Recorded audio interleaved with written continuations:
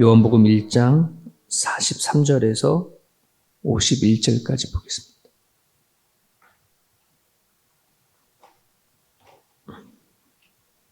같이 읽겠습니다. 이튿날 예수께서 갈릴리로 나가려 하시다가 빌립을 만나 이르되 나를 따르라 하시니 빌립은 안드레와 베드로와 한 동네 베세다 사람이라. 빌립이 나다나엘을 찾아 이르되 모세가 율법에 기록하였고 여러 선지자가 기록한 이 일을 우리가 만났으니 요셉의 아들 나사렛 예수니라. 나다나엘이 이르되 나사렛에서 무슨 선한 것이 날 수 있느냐? 빌립이 이르되 와서 보라 하니라. 예수께서 나다나엘이 자기에게 오는 것을 보시고 그를 가리켜 이르시되 보라, 이는 참으로 이스라엘 사람이라. 그 속에 간사한 것이 없도다. 나다나엘이 이르되 어떻게 나를 아시나이까? 예수께서 대답하여 이르시되 빌립이 너를 부르기 전에 너가 무화과 나무 아래에 있을 때 보았더라.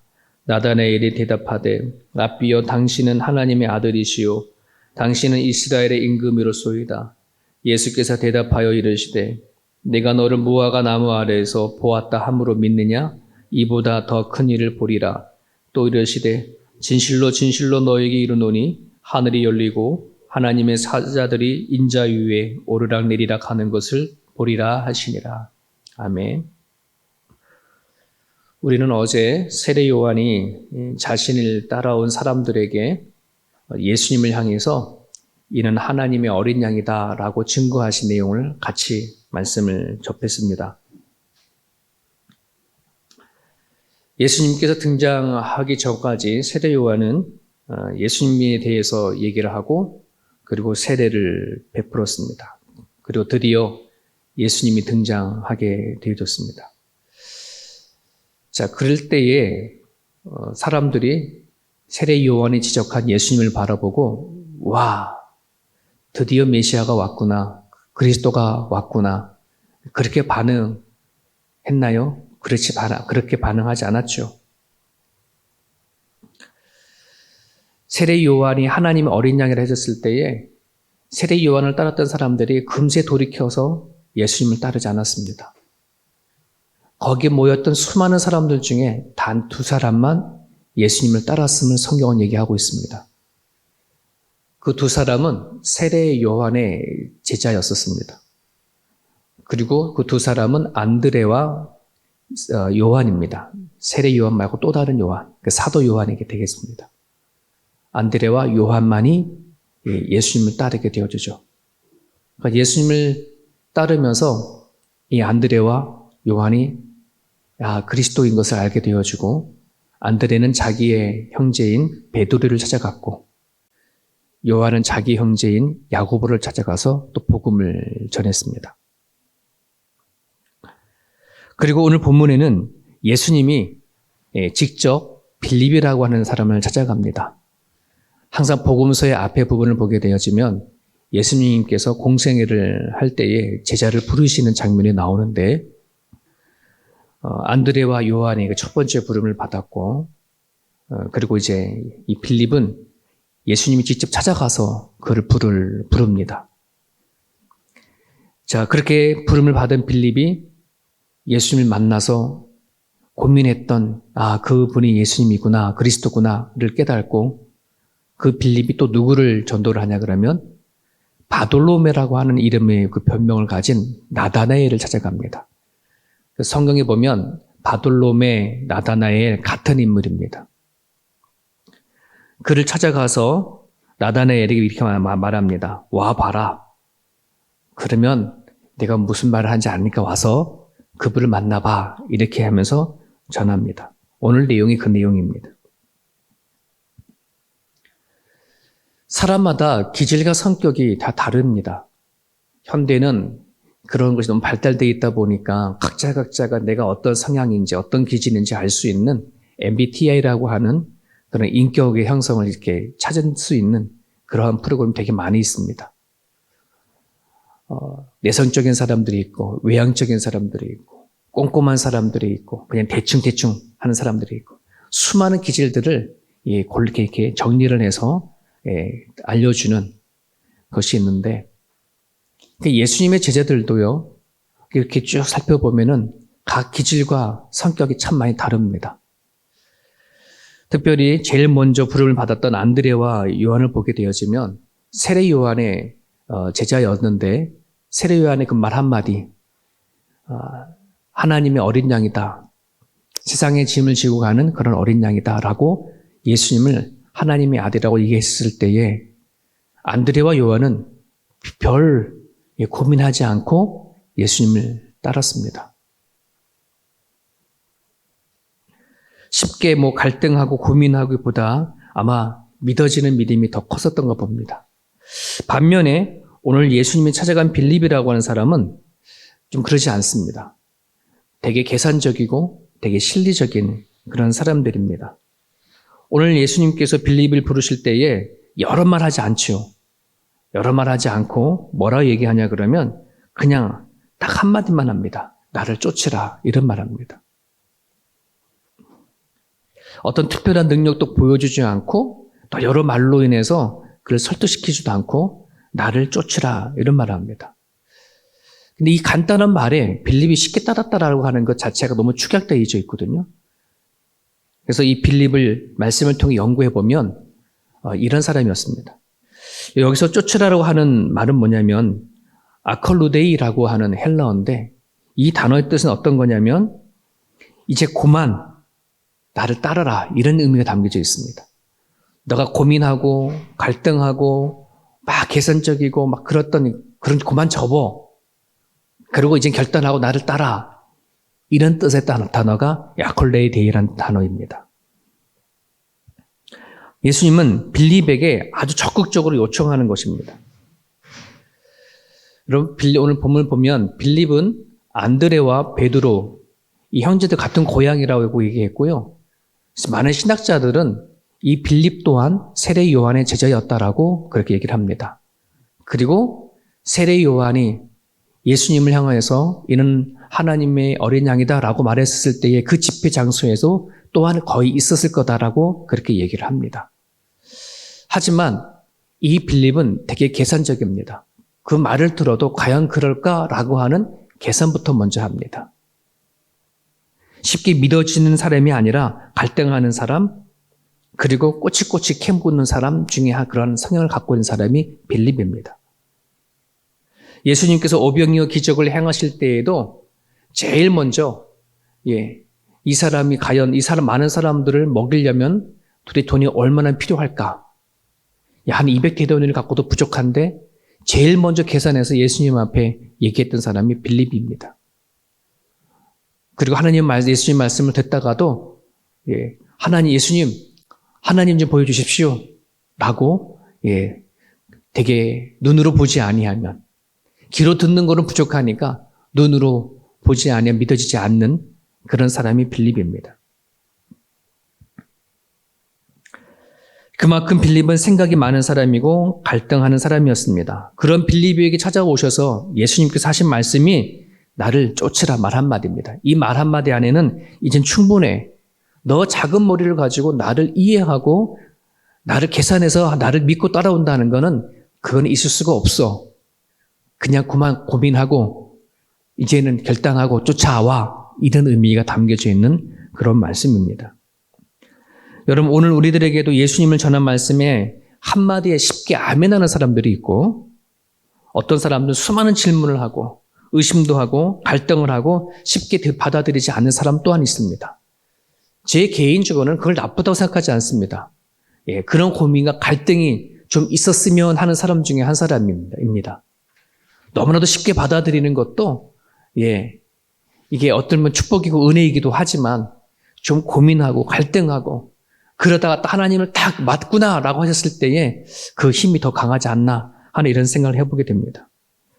여러분 쉽게 받아들이는 사람들이나 고민하고 갈등하면서 예수님에 대해서 하는 사람들이나 딱 모든 사람들이 동일한 것은 뭐냐면 누구라도 예수님을 1대1로 만나면 다 따르게 되어 있다는 겁니다.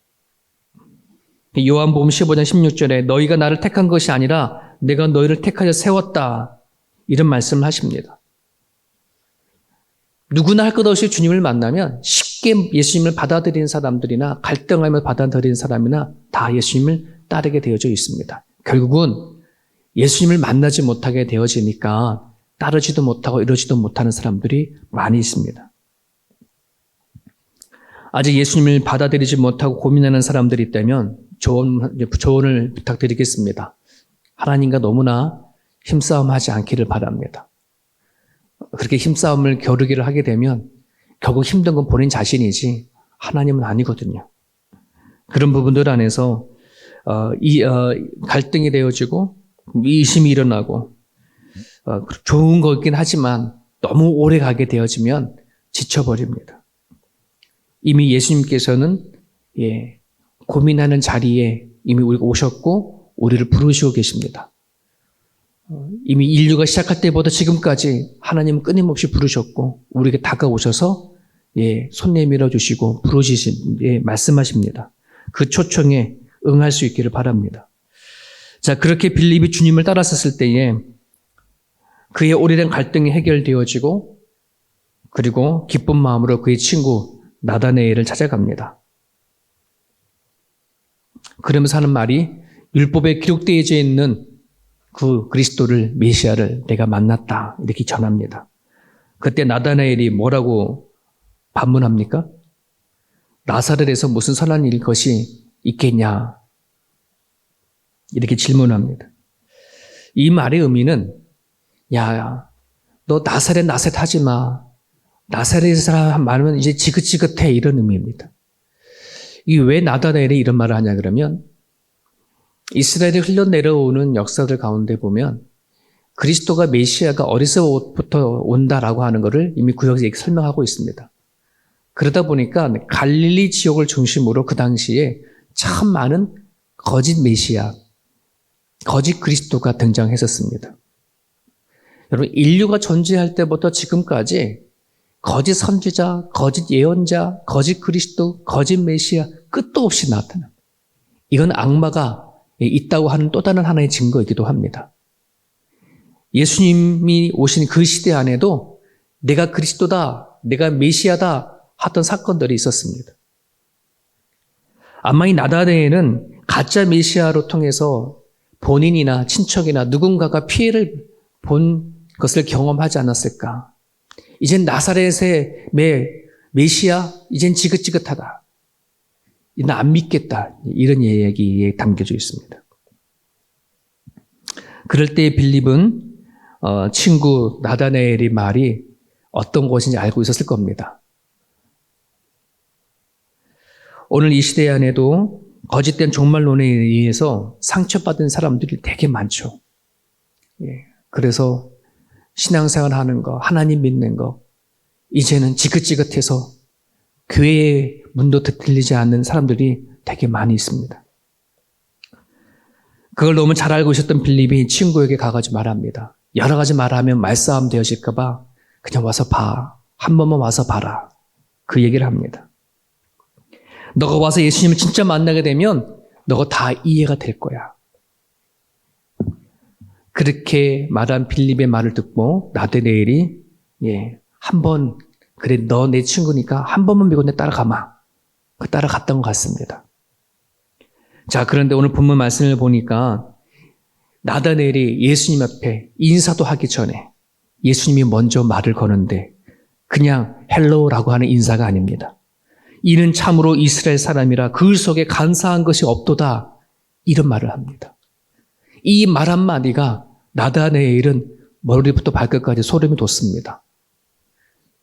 이 간사하다라고, 너 간사하지 않다라고 한다는 이 말은 어떤 의미냐? 이런 의미입니다. 여러분, 예수님께서 오셔서 바리새인과 사두개인들을 향해서 이런 말을 하지 않았습니다. 참 너희는 간사하다. 너는 해칠한 무덤 같다. 이런 말을 했거든요. 그게 뭐예요? 겉과 속이 너는 너무 달라. 겉에는 바른 척하고 옳은 척하고 하지만 너 속엔 썩은 냄새가 나. 이게 예수님께서 바리새인에게 얘기했다라면 나다나엘에게는 간사한 사람이 아니다. 아마 나다나엘은 하나님 앞에 기도할 때에 그렇게 기도했었나 봅니다.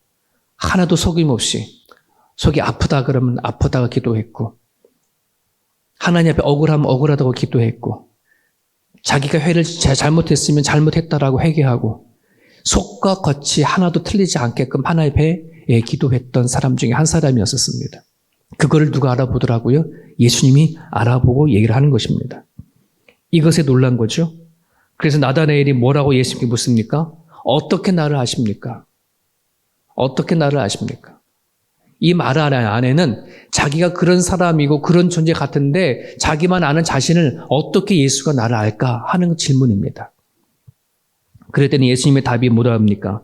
빌립이 너를 부르기 전에 너가 무화과 나무 안에 있을 때 보았다. 또 한 번의 소름이 돋는 말씀입니다. 나다나엘이 무화과 나무 아래에 있을 때에 주변에 아무도 없이 혼자 하나님 앞에 고민했던 자리입니다. 하나님과 묵상하던 자리입니다. 그 누구도 그 자리를 알 수 없는 묵상하는 자리, 하나님과의 1대1의 그 자리를 예수님은 좀 알고 있다는 말입니다.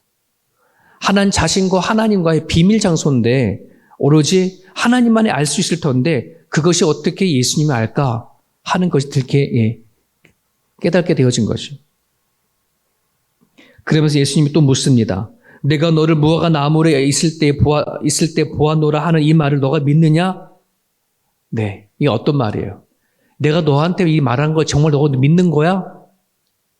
그 믿는다 뭐 하는 거예요? 예수님 뭐라고 하는 거예요? 하나님이라고 믿는 거예요.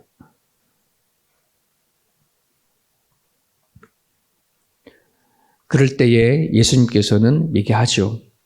너가 정말 그걸 믿는다면 너가 무화과 나무에 있었을 때에 내가 너를 보았다 하는 이 사실을 너가 믿는다면 너는 정말 하늘이 열리고 천사들이 오르락 내리락 하는 것을 너가 볼 거다. 이거는 영적 체험을 얘기합니다. 성령을 통한 체험을 말씀하는 것입니다.